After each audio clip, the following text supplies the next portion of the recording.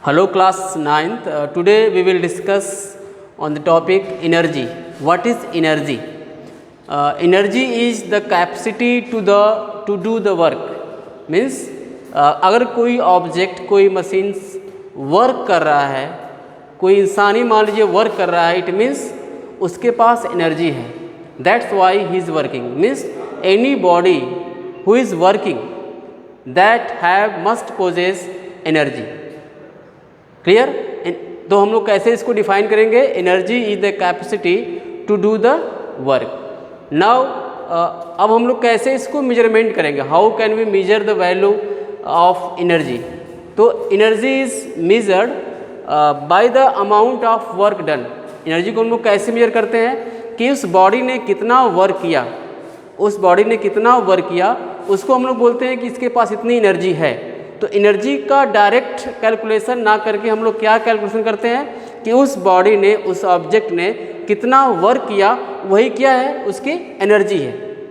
अब बात करते हैं इसके यूनिट की. तो इसकी यूनिट क्या बनेगी? क्योंकि वर्क की यूनिट क्या है? Joule. Unit of work is joule. That's why the unit of energy is also joule. क्या बनेगी इसकी यूनिट? जूल. अब क्लियर है आपको कि एनर्जी क्या है? Energy is the capacity to do the work. ठीक, एनर्जी को हम लोग कैसे मेजर करेंगे? कोई बॉडी कितना वर्क कर रही है, work done by that body कितना है, उतना ही क्या बनेगी इसकी एनर्जी. ठीक, इसकी यूनिट क्या बनेगी? जूल, क्योंकि वर्क डन की यूनिट क्या है? जूल. अब बात करते हैं कि एनर्जी के बारे में. जो आपका पहला टॉपिक है mechanical energy.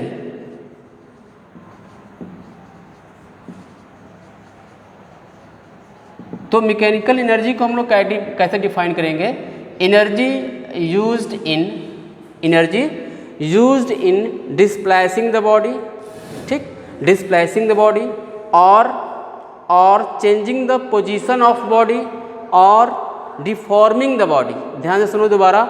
Energy which is used in changing the position of the body और डिस्प्लेसिंग ऑफ द बॉडी या फिर डिफॉर्मिंग ऑफ द बॉडी. यानी कि हम किसी ऑब्जेक्ट में उसकी पोजीशन चेंज करें, या फिर उसको डिस्प्लेस करें, उसके अंदर क्या हो, डिस्प्लेसमेंट हो, या फिर उसका जो शेप है उसको हम लोग डिफॉर्म करें. तो इस तरह के कामों में जो एनर्जी यूज होगी उसे हम लोग क्या बोलेंगे? Mechanical energy. मैकेनिकल एनर्जी दो तरह की होती है. There are two types of mechanical energy. One is called kinetic energy and second is called potential energy.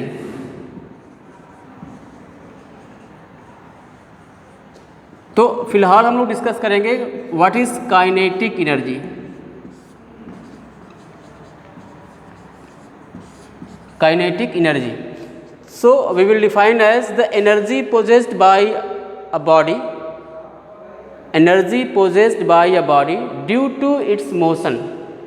Energy possessed by a body due to its motion. यानी कि किसी body के motion के चलते उसके पास जो एनर्जी है उसे हम लोग क्या बोलते हैं? Kinetic energy. समझ आई बात? किसी बॉडी, अगर कोई बॉडी मोशन कर रही है तो उस मोशन के चलते उसमें जो एनर्जी है, ठीक, उसे हम लोग क्या बोलेंगे? Kinetic energy. जैसे फ्लोइंग वाटर, पानी फ्लो कर रहा है बहुत तेज, उसके पास एक एनर्जी है, उसके सामने जो आएगा फ्लो जाएगा उस एनर्जी में ना. आपकी बुलेट है, जो गन से बुलेट निकल रही है ना, उसके पास क्या है? मोशन है, वेलोसिटी इतनी ज़्यादा है कि उसके चलते उसके पास क्या है? एनर्जी. क्लियर? तो ऐसा एनर्जी जो किसी बॉडी के मोशन के चलते हो, energy possessed by a body due to its motion, that is called kinetic energy. Clear? अब हम बात करेंगे इसके फार्मूले के बारे में. Let's derive the formula of kinetic energy.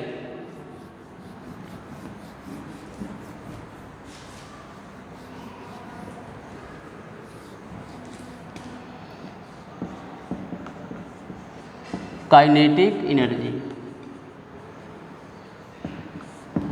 ठीक है.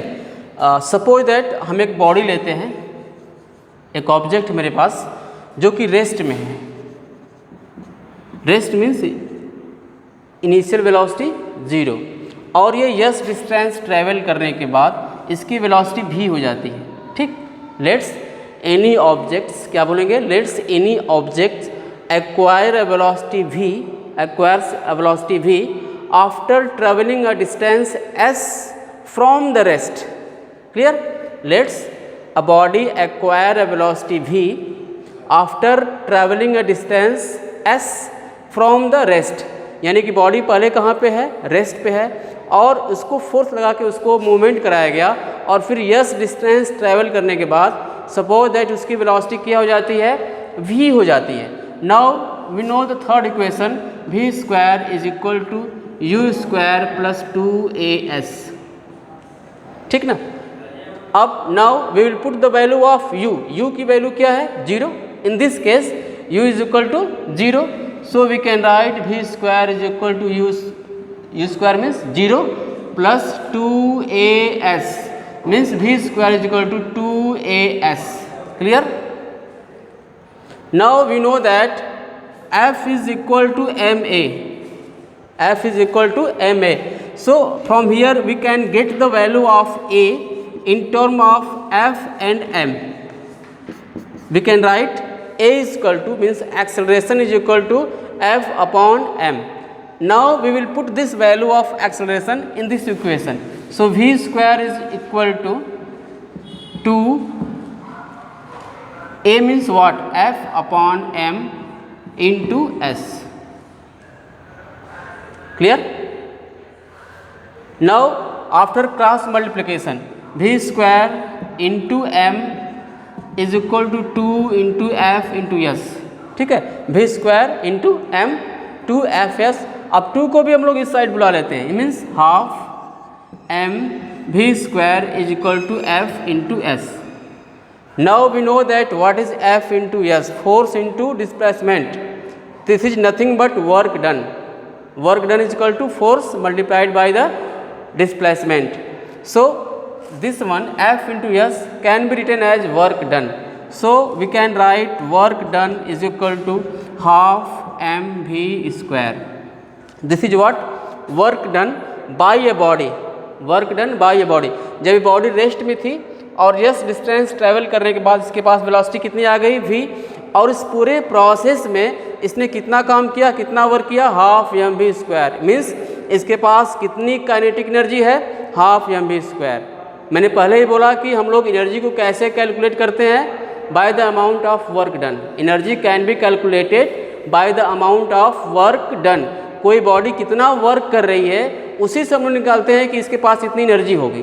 तो अगर ये बॉडी इतना वर्क कर रही है, कितना, हाफ mv स्क्वायर, इसके पास कितनी एनर्जी होगी, so we can write kinetic energy is equal to work done, and this work done is equal to half mv square.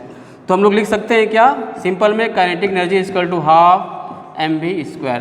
तो ये इसका फार्मूला बना, आगे के लिए आप लोग इसको याद रखिए।